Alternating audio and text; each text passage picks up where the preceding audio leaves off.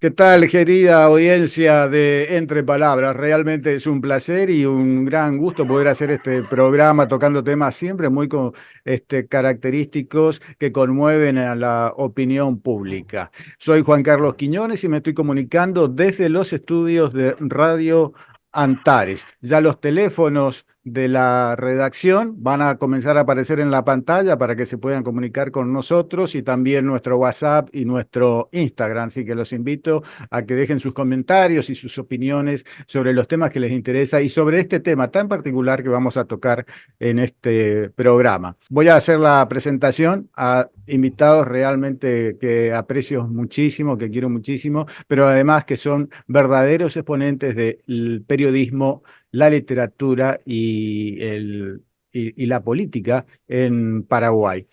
Voy a comenzar presentando por orden alfabético porque si no, no sé cómo. Voy a usar ese mecanismo para presentarlo. Andrés Colmán Gutiérrez, periodista, escritor y guionista. ¿Qué tal, Andrés? ¿Cómo te va? ¿Cómo estás? Hola Juan Carlos, un gusto conversar contigo y con distinguidos colegas. Bernardo Neri Fariña, periodista y escritor.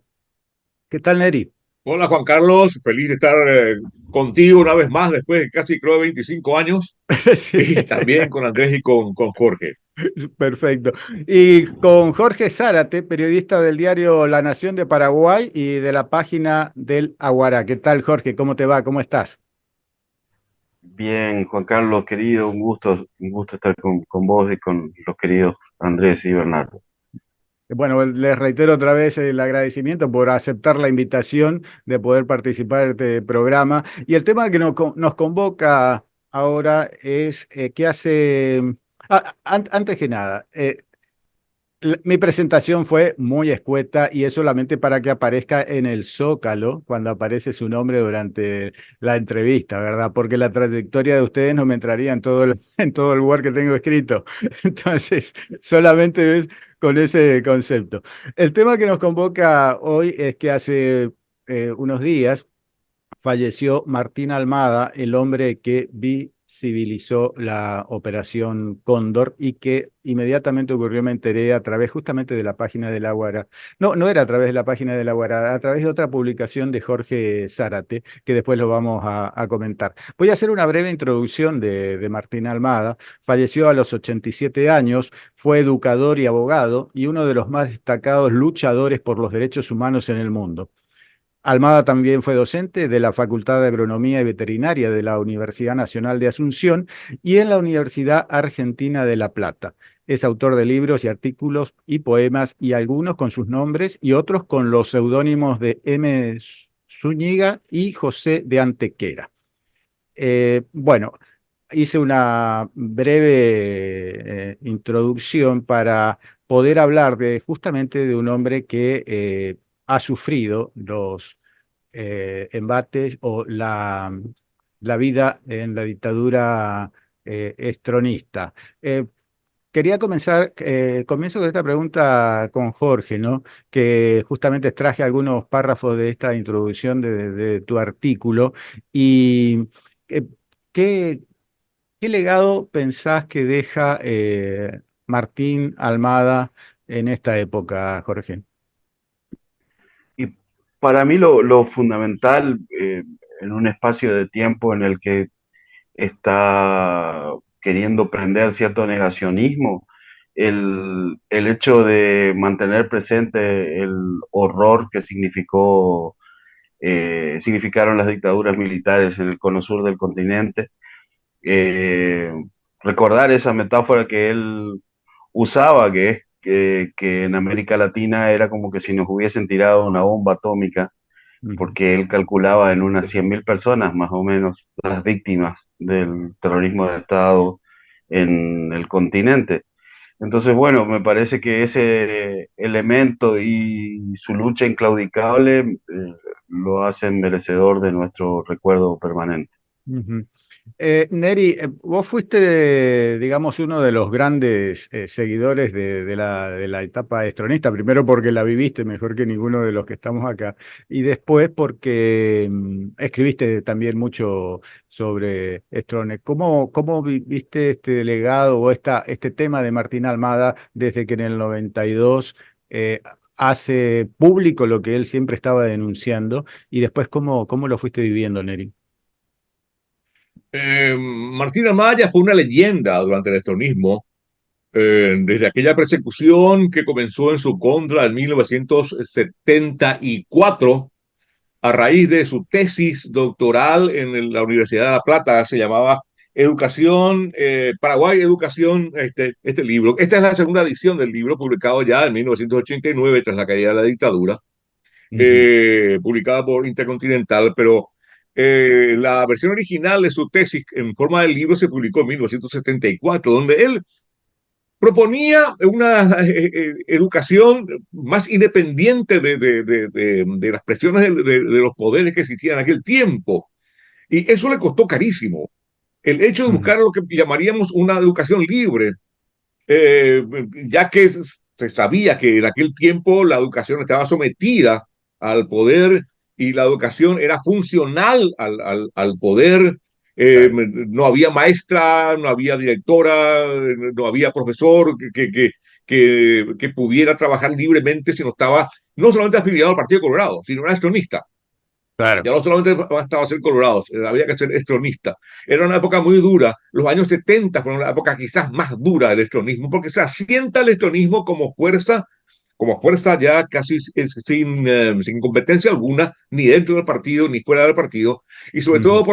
por la enorme fortaleza económica que llegará a tener el estronismo con la construcción de Itaipú. Claro. Eh, y Martín Almada irrumpe en ese marco, en ese escenario, con una idea de una educación liberadora.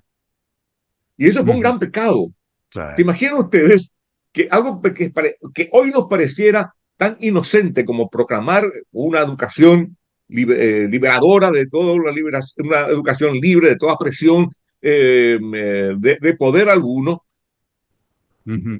hoy nos suena horroroso, increíble. En aquel Claro, tiempo claro. sucedió. Y Sí, sí. ese fue el gran pecado que llevó a Martín Almada a ser prácticamente un mártir del electronismo. Lo que Ujú. sufrió Martín Almada durante 1000 días de prisión fue inenarrable. A mí Humberto Rubín me contaba, Humberto Rubín era uno de los hombres que siguió toda su odisea en las prisiones, porque fue el hombre que le ayudó bastante. Ujú. Eh, Todo el sufrimiento que pasó Martín Almada, todas Sí, las atrocidades que hicieron con él, y sí, sí. tanto física como psicológicamente. Y bueno, creo que Martín Almada es un símbolo de la resistencia contra el estronismo y un símbolo de la barbarie absoluta que implantó el estronismo en nuestro país. Qué notable, ¿no, Nadri?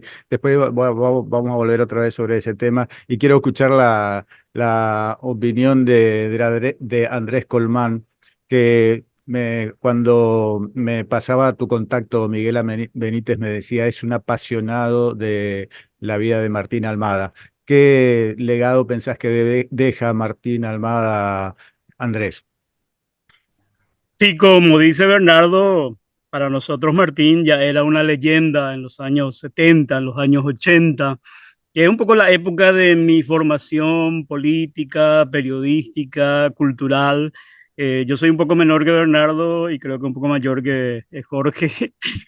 Bueno, yo ya lo conocí a través de libros, a través de cassettes que circulaban en los años, fines de los años 70, principios de los años 80, cuando él ya estaba en el exilio, ¿verdad? Y para mí Ujú. era como un referente de ese Paraguay exiliado, perseguido.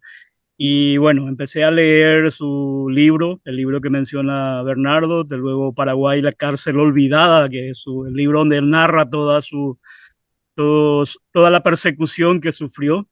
Y bueno, Sí. para mí fue siempre un poco el Paulo Freire paraguayo, ¿verdad? El que se enarboló con un tipo de educación liberadora distinta, que evidentemente era perseguida por la dictadura. y que creo que sentó un poco las bases del sueño de una educación distinta, ¿verdad? No fue el único, obviamente, eso también se hacía en las ligas agrarias cristianas, en las escuelitas campesinas, en algunos proyectos más esporádicos como el Colegio Cristo Rey o el Centro Experimental Paraguay-Brasil, pero creo que Martín era un poco el referente de esa educación distinta.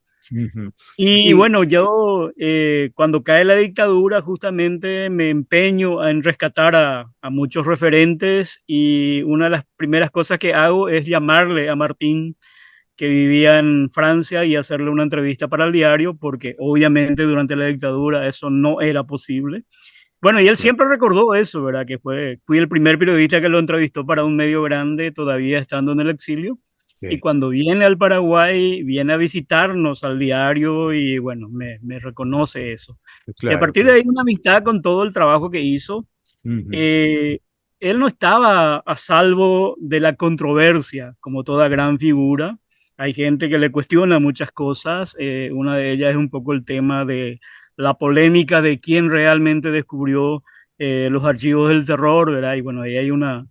Ujú. Pero nadie le quita los logros grandes que pudo obtener en la defensa de los derechos humanos. Y como ya Claro, era una leyenda en viva, ahora va a ser más una leyenda claro. ahora que nos dejó. Andrés, digamos, vos también sufriste la persecución y el encarcelamiento, digamos, por tus pensamientos ya de joven. Así que cuando lees seguramente todo lo que le pasó a Martín, entendés perfectamente, ¿no? Lo que pudo haber vivido, aunque quizás la magnitud, como dijo Neri, y también como lo escribió Jorge, solamente él lo puede saber, ¿no? Sí, bueno, a mí ya me tocó la parte más blanda, digamos, de la represión en los años 80, cuando ya había una mayor apertura, pero sí conozco desde chico, digamos, toda esa eso es lo que significó vivir en la dictadura y bueno, desde los 14 años haciendo ya periodismo en Salto del Guairá, sufrí una primera persecución por un programa de radio siendo adolescente. En Sí, Asunción ya era como más fácil, ¿verdad? Era ya ligar a unas garroteadas y porque ya, digamos, era una época un poco más abierta por toda la presión internacional. sí. Pero sí, o sea, fueron los años duros en que conocimos a grandes luchadores, a grandes... Y bueno, Martín Almada para mí, como te digo, es un referente imprescindible en esa historia que contamos sobre la dictadura. Claro.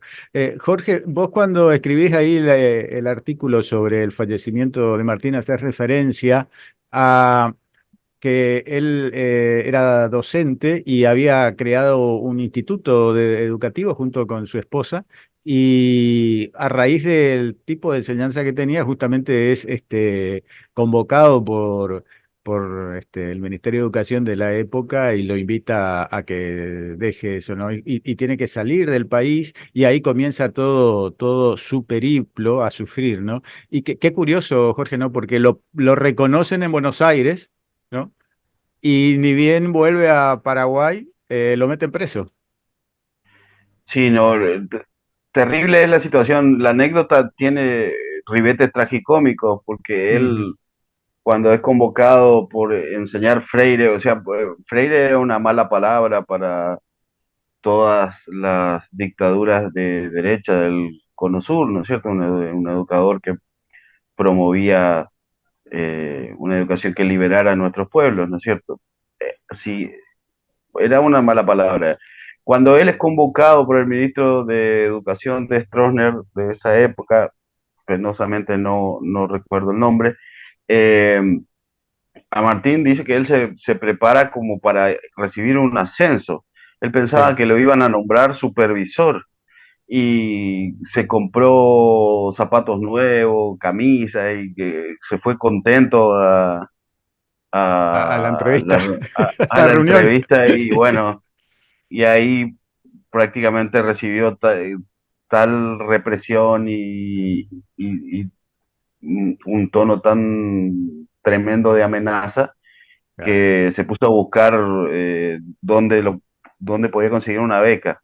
Y así fue que llegó hasta La Plata, donde consigue doctorarse en educación, siendo el primer paraguayo doctorado en la materia.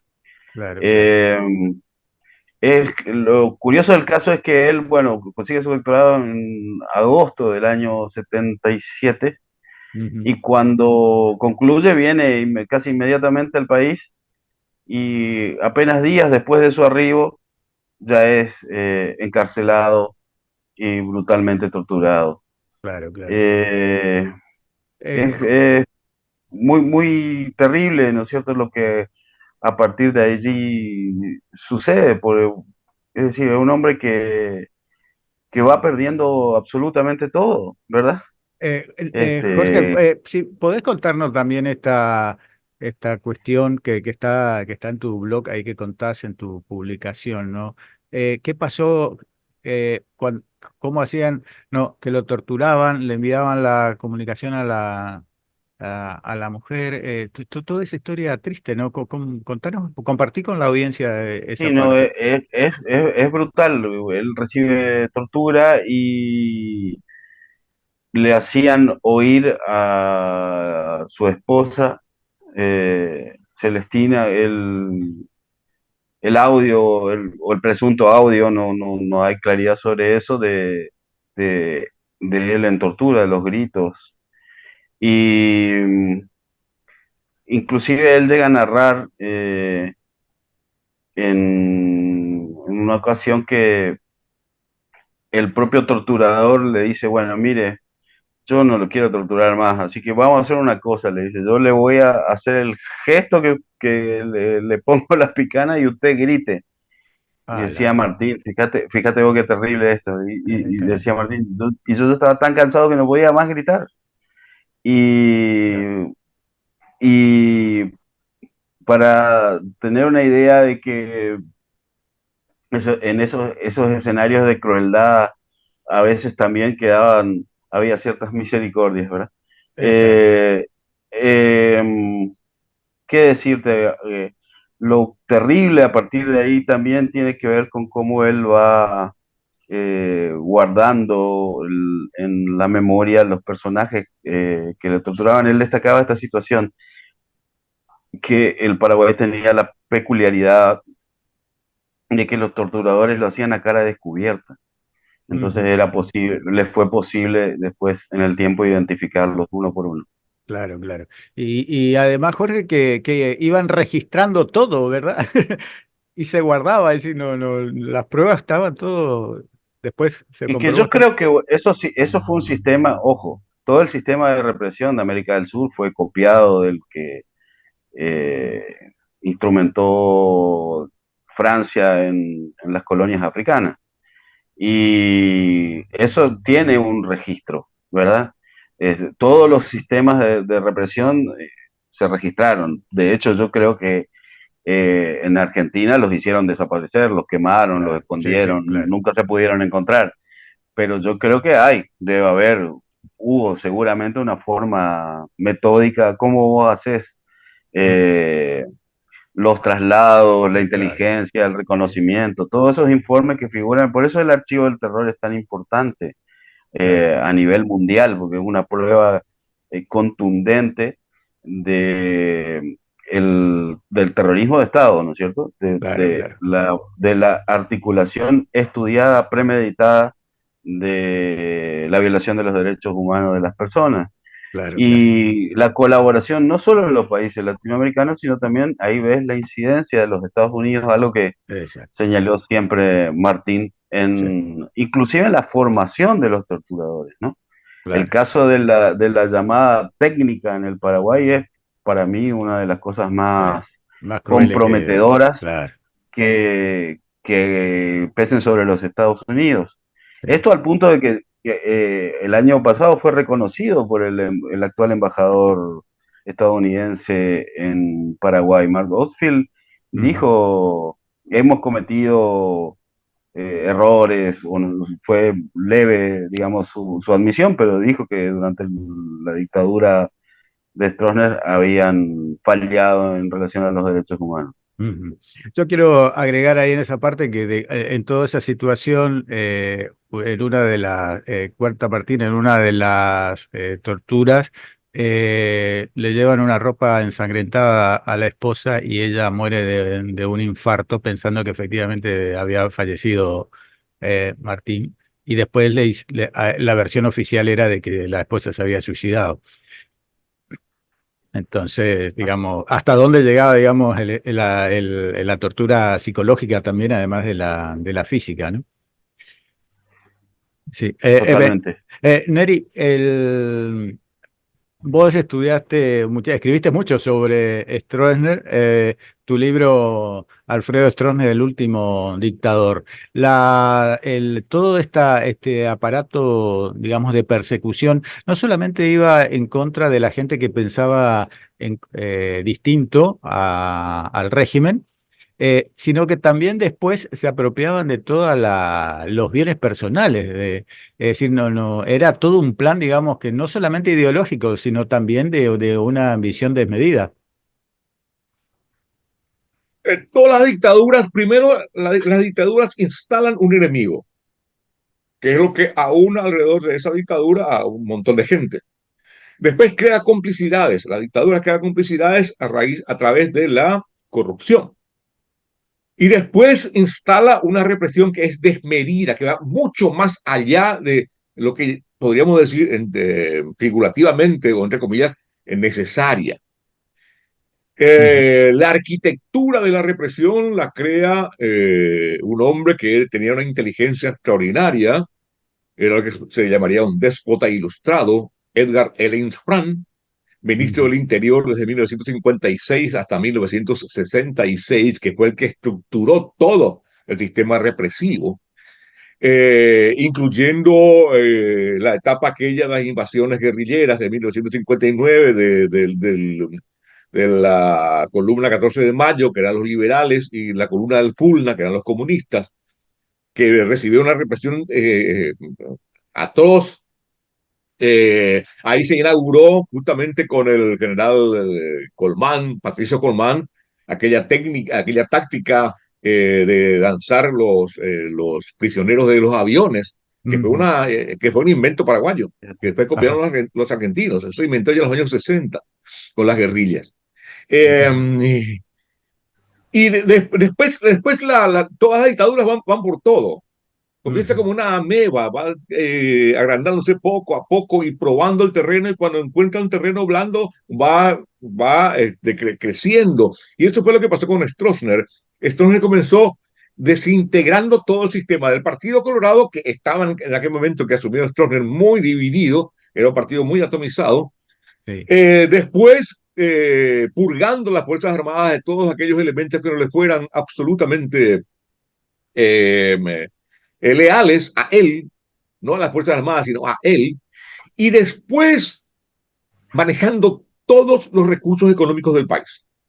Él tenía la información absoluta de quién era quién manejaba qué negocios, quién tenía tal fortuna, entonces él podía disponer de la vida y de los bienes de todas las personas. Y sí, y las persecuciones comenzaron eh, a, a ser integrales respecto a ciertas personas. Sobre todo aquellas personas que tenían riquezas, bueno, eran perseguidas políticamente y también en sus bienes, expropiados en sus bienes. Pasó, por ejemplo, con Martín Benialgo, Ajá. que fue el protector de Stroessner. Cuando Stroessner estuvo exiliado en Buenos Aires, vino a vivir a Posadas. Martín Benialgo fue uno de los hombres que le protegió a Stroessner en Posadas. Y Sí, después terminó muy mal pagado. claro. A Martín Sí, sí. Benialgo le quitaron todos, sus estancias, sus negocios, lo dejaron en la calle, pelado. ¿Por qué? Porque cayó en desgracia con Stroessner. Y entonces, eso mismo ocurrió con muchísima gente. Y ese era el miedo que metía Stroessner en mucha gente. Mira que si vos te pones en contra, en mi contra, o si vos no te adecuás a ciertas fórmulas de convivencia política, te puede costar muy caro, te puedes quedar en la calle. Y eso Claro. pasaba con las grandes fortunas y pasaba también con la gente común y corriente. Y Sí, esto ya no pasaba solamente por orden de Stroessner, sí, sino sí. que cualquier autoridad, por más minúscula que fuera, se sentía con la potestad de disponer de tus bienes y de tu vida. Qué Cuando notable, un ¿no? agente de policía de cuarta o quinta categoría se quería quedar con tu negocio, se Sí, quería quedar con algún bien tuyo o se quería quedar con tu esposa, te acusaba de comunista. claro. Y no tenías defensa, porque no existía justicia, Claro, porque lo primero que desaparece en una dictadura es la justicia.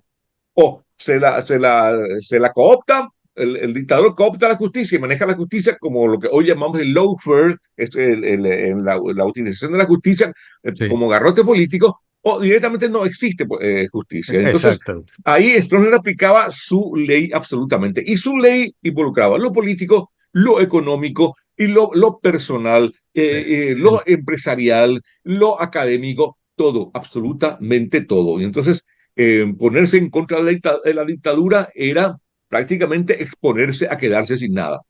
Exactamente, qué notable, qué buena descripción que hiciste, Neri, de, de toda esa época, ¿no? Y